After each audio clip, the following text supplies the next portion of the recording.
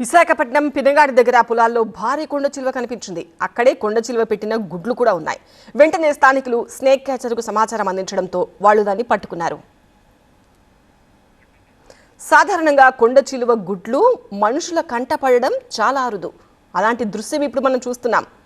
ఈ విషయంపై మరింత సమాచారం TV9 స్పెషల్ కరెస్పాండెంట్ ఖాజా అందిస్తారు. పినంగాడిలోని పొలం పనులకు వెళ్ళిన రైతుకు అక్కడ ఒక దృశ్యం ఆయనకు తీవ్ర భయాందోళన కలిగించింది.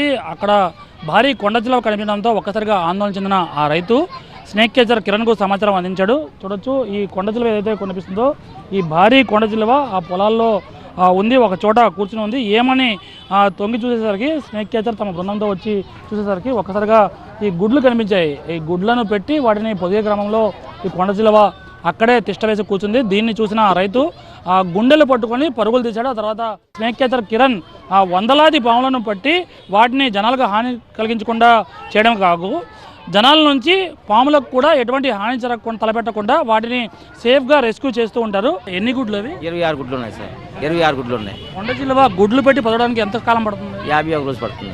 51 నుంచి 54 రోజులు పడుతుంది. 50 రోజులు పొదిగిపోతుంది. దయచేసి ఇటువంటి మూగజంతులు చంపొద్దు. చాలా మనుషులకు చాలా అవసరం, చాలా జీవనమనులకు అవసరం, రైతులకు అవసరం. ఇది ఎన్నో పొలాలు కాపాడుతుంది.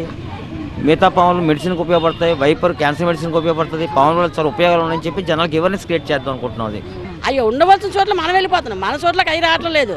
ఆటల స్థలంలో మనం వెళ్ళిపోతున్నాం. అవి మన స్థలంలోకి అవి వచ్చేస్తున్నాయి. అది మన తప్పు. ఆటల వల్ల తప్పేం లేదు.